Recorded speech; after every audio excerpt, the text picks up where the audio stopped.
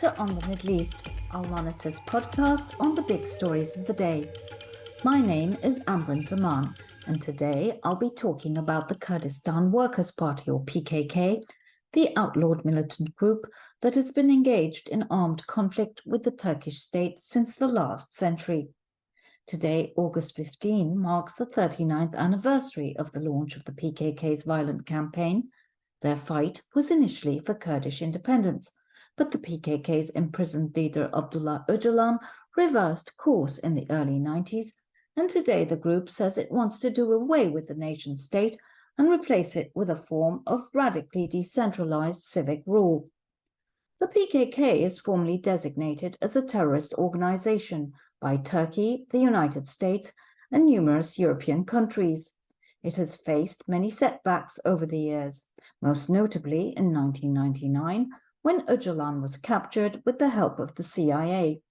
Today, Turkish air power has put the PKK squarely on the defensive, yet the group's reach and influence has extended way beyond its traditional battlegrounds in Turkey, Syria, and Iraq. Sympathizers of the Öcalan-led movement have entered parliament in European capitals, and millions of Kurds across the globe continue to revere Öcalan. In northeast Syria, a Kurdish-led administration that is openly sympathetic to Öcalan and staffed by former PKK members operates under a security umbrella provided by the United States. The Syrian Kurds remain America's top partner in the ongoing campaign to degrade and destroy the Islamic State. Today I'm joined by Frederike Geerdink, a Dutch journalist and author of This Fire Never Dies, a book that's based on the year she spent living with the PKK in the mountains of Iraqi Kurdistan. Frederike is also the editor of the Expert Kurdistan newsletter. So welcome to our program, Frederike. It's great to have you with us here today. Thank you for having me. Good to be here. So Frederike, what does the PKK currently stand for? What are its goals? Well, that's a nice question to start with. On the day that 39 years ago the armed struggle started, because there's this idea that the PKK is about weapons and about the armed struggle, and of course that's part of it. But it's not the goal to have an armed struggle. You know, the goal is to eventually to build another society that is like totally the opposite of what the Turkish state is. So a respect for diversity, not the patriarchal structures, you could say, that the Turkish state is built on, where everybody has to be a Turk with a lot of militarism. A strong nation state. So I would say that's eventually the goal, to build another society, to build an alternative. And that isn't really how they started off, though, because when they were first formed, their aim was to create a Kurdish state carved out of Iran, Iraq, Syria, and Turkey. So yeah. What triggered the change in its thinking, in this organization's thinking? And of course, we can't answer that question without talking about the PKK's imprisoned leader, Abdullah Öcalan. How much influence does he still have? And, you know, what you just described, that's coming from him principally, isn't it? Even though he spent the last more than, what, my math is terrible, how many years in prison? Like 24 years. Right. Yeah, the change started in the 1990s because, of course, you know, the so-called communist world was also crumbling apart, and like what went wrong with the socialism in practice. And I think the analysis was that the patriarchal structures weren't broken down, and the nation state can also be considered a patriarchal structure, like capitalism. So they thought if we keep struggling for an independent Kurdistan, an independent nation state for Kurds, then we will repeat the mistakes that are inherent to all the nation states everywhere, and especially Turkey, where many Kurds live. So they thought we have to create another. We have to really find an alternative for that.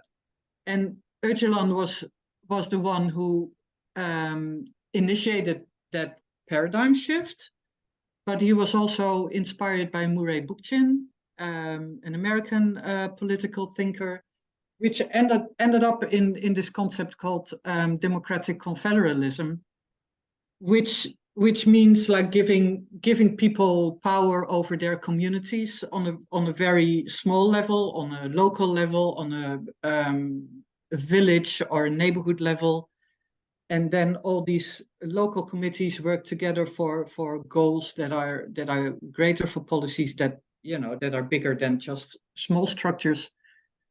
And I think eventually the goal of that is to undermine the nation state in Turkey. But what you see is they're trying to build that system, at least the sister organizations that all resort under the umbrella of the KCK in northeast Syria.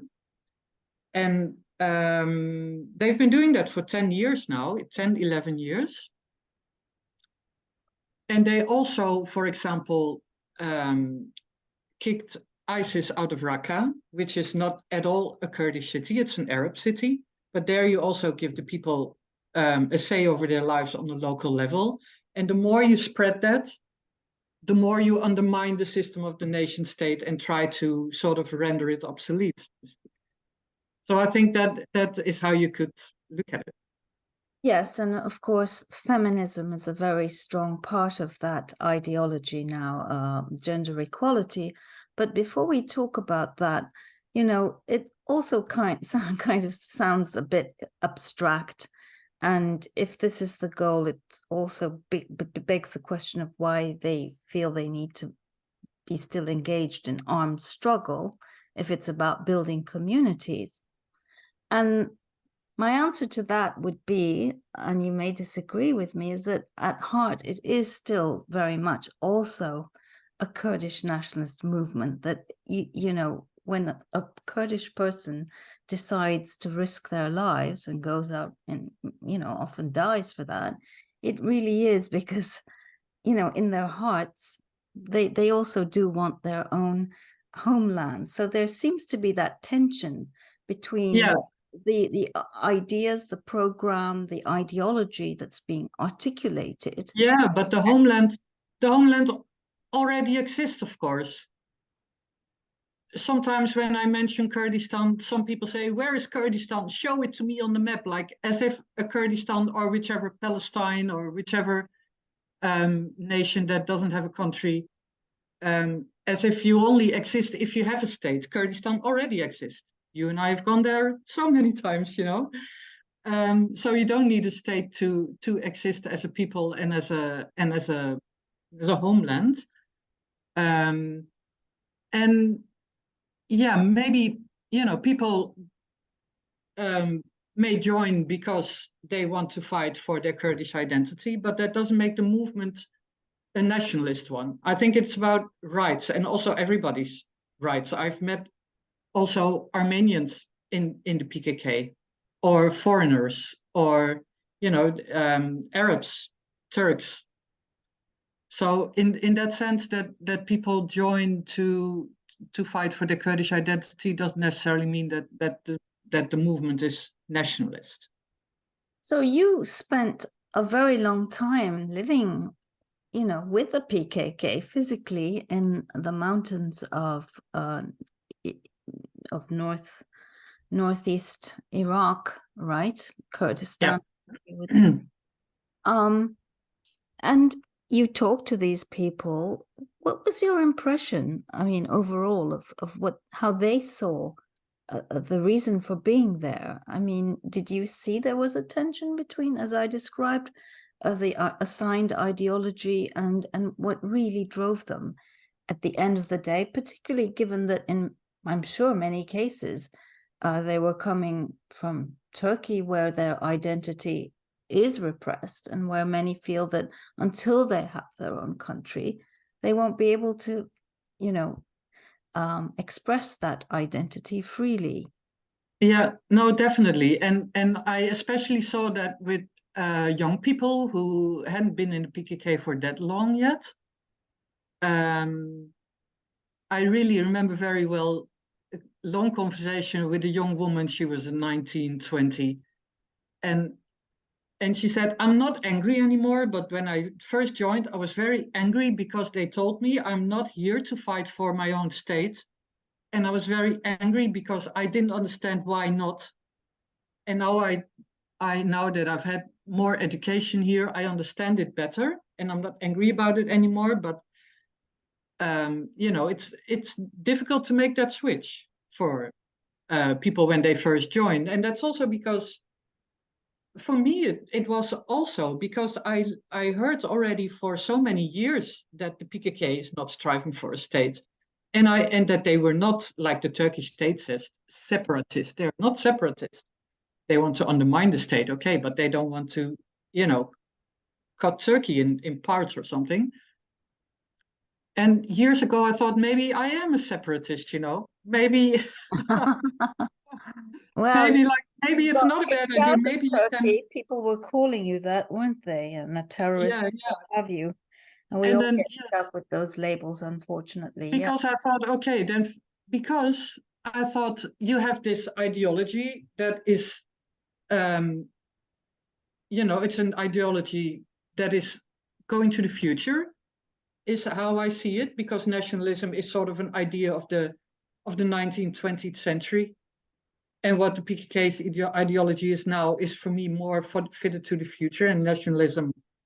Yeah, but I would like to repeat my question. Sorry for interrupting you. Is, why then do they need to have arms? Why do they need to be killing Turkish soldiers? I mean, obviously, Turkish soldiers are killing them, and the government did not respond to their latest unilateral ceasefire.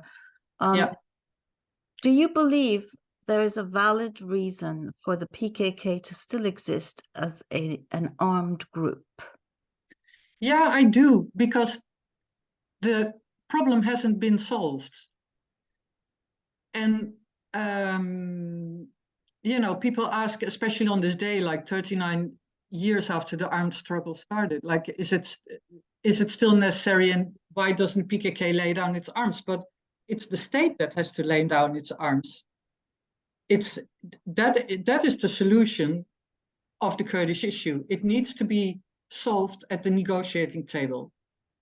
After 39 years, we can, safely say that. Yeah, but that PKK is not going to play the devil's advocate. Sorry to interrupt you again. I agree that they need to talk for sure about Kurdish rights, absolutely. But again, we're caught up with this contradiction of the PKK arguing that it wants this different society, etc. That's not what the Turkish state is going to sit down and talk about with the PKK. So there is still demands being articulated, on behalf of the Kurdish people. And of course, they can throw in, other groups, etc. But at its core, it's very much about that. And that is absolutely what needs to be fixed in Turkey. But eventually, they are equal citizens. There will always be a problem, a question, whatever you want to call it, and there will never be a proper democracy or stability in Turkey. But again, it looks very unrealistic now, and like it's never going to happen. But eventually, that's the frustrating thing about it. I think eventually this will have to be solved sooner or later at the negotiating table. Sooner or later, this will happen. So the longer the violence lasts, the more lives are lost. And that's very frustrating, both on the side of the PKK as on the side of the Turkish army. Last week, again, 6 people were killed. But you cannot, if you say, like, what is Turkey going to do if the PKK says now, okay, we're going to lay down our arms and the armed struggle is over. No, precisely. So that's the it's not leverage. that the Turkish army, it's not that the Turkish army is then going to say, okay, now we have peace. Then No. they're going to take over. There's no resistance anymore. So then what we can agree on then is that there's this other side to this whole movement where, you know, having those arms provides, as they see it, leverage. Yeah. When, you know, they sit down. Yeah, but also they say the arms are eventually for self-defense. That's what they're really for. And it's more about building an alternative, what we talked about in the beginning. And the arms are for self-defense. But as long as Turkey insists on continuing the war, they will engage in this war as well. And they've said so many times, and they've done, there was a unilateral ceasefire this year, but there have been so many, I even lost count, you know, I don't know how many ceasefires there have been. There has been a sort of a peace process between 2013 and 15. It's the state that refuses to get the negotiating table out. And you can't say like, okay, the problem has not been solved in any way whatsoever.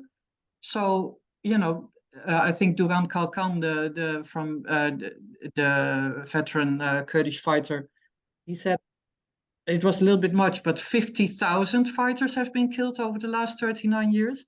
Like, okay, never mind. Now we're going to give up our arms, even though the problem hasn't been solved and whatever. You know, that's also. No, I'm not advocating either way. I'm just saying that it's not just as simple as, okay, there's this ideal society that they want to create. You know, no, of course. It's multifaceted. And to get back to your time with them, you mentioned Duran Kalkan. How old is he now? Is he almost 70? These people I'm not sure, have not set foot in Turkey for decades. And they haven't seen the Kurdish areas in Turkey for decades. And so I think it's a fair question to ask. I mean, how connected are they really to the shifting realities in Turkey, to the big transformations? I mean, however much, of course, you know, Kurds continue to be repressed. There's a culture, their political rights. I mean, I don't need to go into detail. I write about this all the time. But do you think they really, and especially since you were among them, do you think they have a real clear understanding of what's happening on the ground? Well, I think that is also one of the things I discussed in my book, and that is mainly my main criticism. Of course, in my book, I've written also about the city wars in 2015 and 16 that leveled several neighborhoods and towns to the ground. And PKK expected that people would join them in armed resistance in the cities, but the people didn't, and they left because they didn't want that. And I talked about it with the leadership, but also with, like, you know, common fighters. And it's a very hard conversation because they deny that they made a wrong judgment there. Because I said, like, how strong is the connection with the people then still? And they say, you cannot ask that because we are the people. You know, so that makes the conversation very difficult. But when I spoke to a little bit like common fighters, but a little bit older ones who had been in PKK maybe for 10, 15, 20 years, they said, especially one of them, he said, we have to keep this in mind. Like, we are, in Turkish, he used the word öncü, like, how would you translate it to English? Like avant-garde or precursors, or like we're ahead of, maybe we are the people, but we are like walking, the trailblazers, trailblazers walking in front of the people. And we have to make sure, we have to be very careful that this thread is not broken, that we don't walk ahead too far and that we lose the connection. So that was, I think, the best conversation that I had with fighters about this. But and I think that is my main criticism. You can say we are the people, and that sort of stops the whole conversation about this issue. And of course, they say, we have new recruits all the time, and they tell us also what the situation in Turkey is. But you have to also look at it from a more strategic perspective, of course, and not just from young people who just come from Diyarbakir or Yüksekova or wherever and what they tell you. Well, So they that are is, very yeah. thin-skinned. I mean, they don't, as a movement, my experience has been that they don't take kindly to criticism. I try to not really very much discuss it, but just ask a whole lot of questions. And I ask these same kind of questions to many, many, many fighters. And many of them say, like, you can't say if we lose touch with the people because we are the people. And that teaches me something. Okay, that's how they see themselves. And only some of them have been, that's also a little bit surprising maybe, they have been long enough in the PKK to also take a little bit distance and see like, okay, maybe there's some truth in that, maybe we should be careful about not breaking that thread. Or maybe it's not broken yet or something, but that is a risk. Yeah. Well, yes, plus Abdullah Öcalan has been in jail for so long. Would you say that he still remains an influential figure? And that Very much, yeah. very much. And that if he were to say to the Kurdish people or the PKK do X, Y, or Z, or let's say Kurdish people who support him, that they would. Do you think that? I mean, I remember one Kurdish member of parliament, no longer a member of parliament, said to me, if Öcalan tells a PKK member to stand on his head, he'll stand on his head. Yeah, true. Really? But yeah, Öcalan has been in isolation now for 4 years. He hasn't talked to his lawyers and 2 years to his family, so we don't know.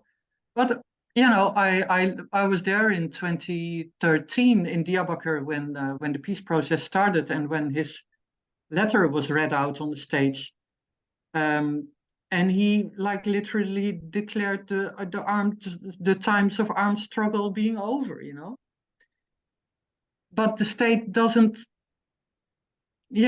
take any action to really, because Öcalan, it does acknowledge that's a very important part of the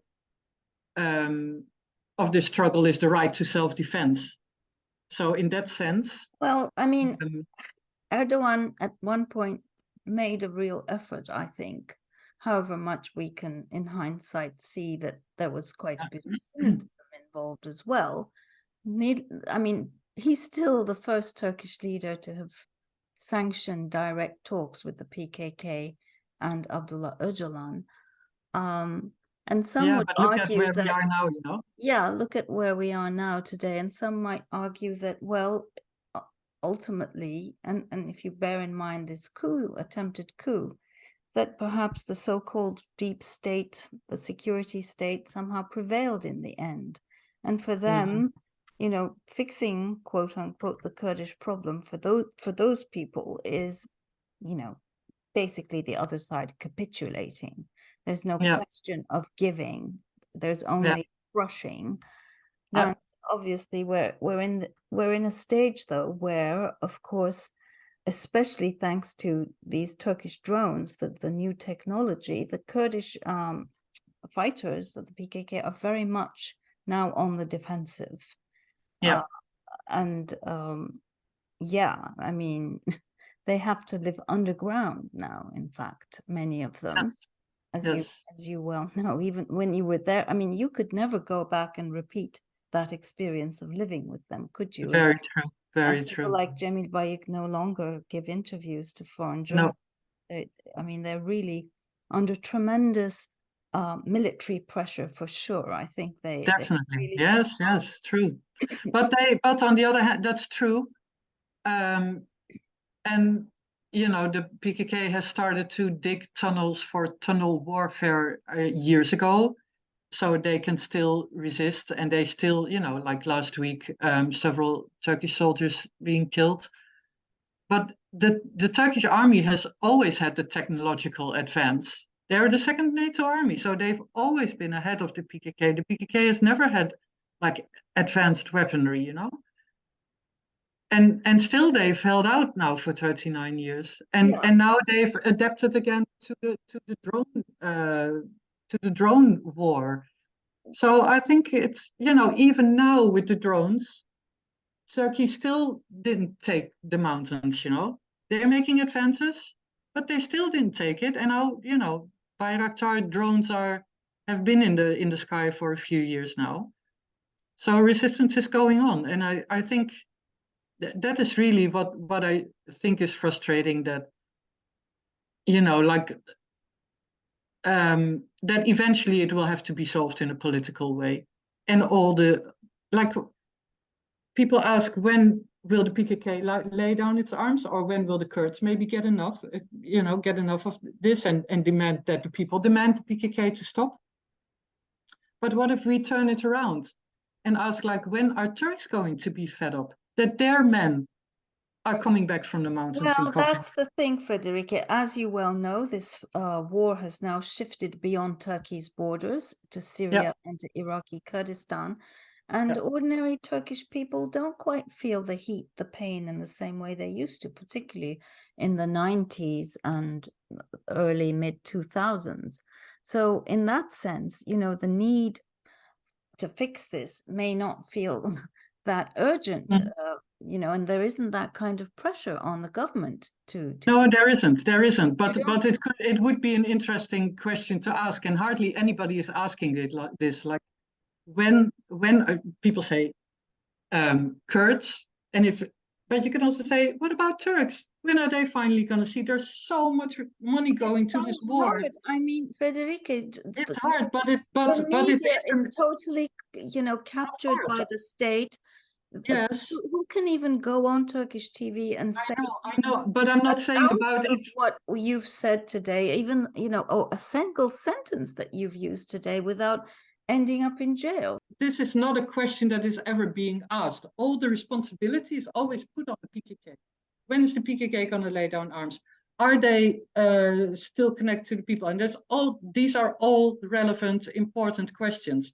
But they have to be asked the other way around too. And maybe it's now totally unimaginable that Turks at some point say it has to stop. But it doesn't mean it will be unimaginable forever. Sometimes we have to try to imagine also what could happen. No, I totally agree. And start asking questions, and because eventually a change will have to come. Oh, I completely agree with you. I totally agree with you that is if Turkey wants to join the League of Democratic Societies. It wants to be a stable country. Yes, I completely agree with you. Sadly, I don't see any actors out there who have that kind of vision. I mean, look at the opposition. They're totally true. No, I agree with you when you look at the current state of, exactly as you say, both government and opposition. And look at the HDP. I mean, they're under total siege. What their best politicians are in jail. So who's going to advocate for a peaceful Kurdish, solution?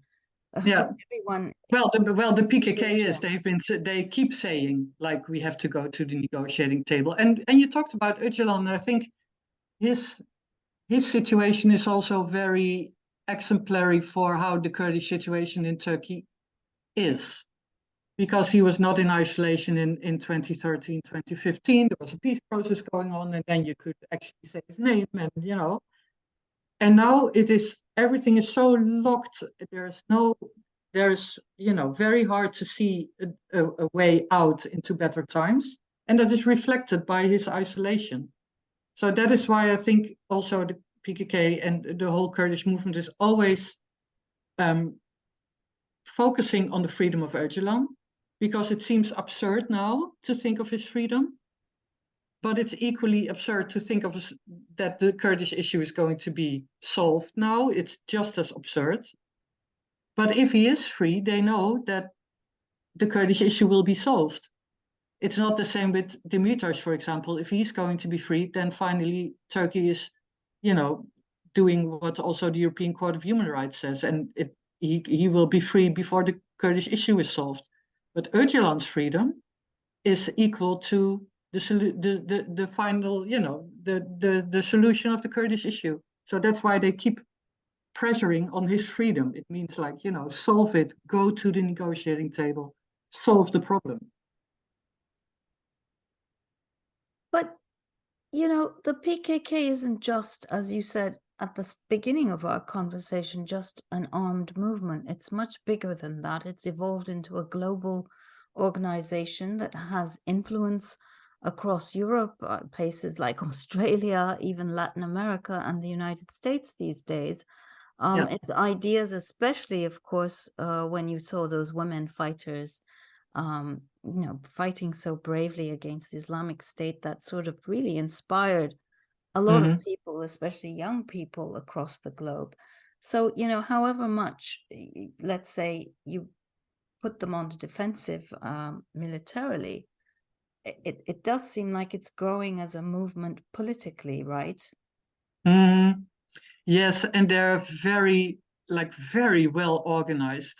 That always amazes me now that I'm in Europe, and I've been to several meetings, and people really show up, and they educate people in Europe and elsewhere too about the ideology, and it's a very well organized movement, definitely. And Öcalan, of course, is kind of the glue, right? The sort of symbol around which it all comes together, coalesces. So my final question to you, Frederike, is what happens when Öcalan passes away, as we all will one day? Oh my God. Yeah. That's a question I really had to phrase very carefully when I was in the PKK. Like, how am I going to say this? I sometimes said, the leader doesn't have eternal life, so, what's going to happen? And I think it's hard to imagine, because I think, always when political leaders, even, if it's Öcalan or somebody else, there's always some conspiracy starting. He could die of natural causes, but people would definitely think he's been poisoned, he's been killed, we're gonna get that, I'm sure. But yeah, it's very hard to say how people will react in Turkey. When he was captured in 1999, people were very shocked. But how people killed themselves to kill themselves, self-immolation. Yes. And I don't know if how that will, what will happen now, because it's now 25 years later. It's very hard to predict. But I think that, you have this slogan, Bezerok Jian Nabe, like no life without the leader. And that is sort of, the leader means him, but it also means the ideology that he developed. So if he passes away, then still they will struggle in name of what he has developed and given them. So in that sense, he would still be there. But what the situation in Turkey would be when he dies, I can't imagine. It's very hard to say. I wonder what you think about it, actually. Well, today we're here to hear what you have to think about things. And I was very rude interrupting you constantly, so I apologize, dearest Frederike, and thank you for your time. Thank you too for having me. Thanks a lot. Gelek spas, Frederike. Spas wish. Thank you. And this brings us to the end of On the Middle East. I hope you enjoyed my conversation with Frederike, and I encourage you to buy her book. It really takes you there. Thank you very much, and goodbye.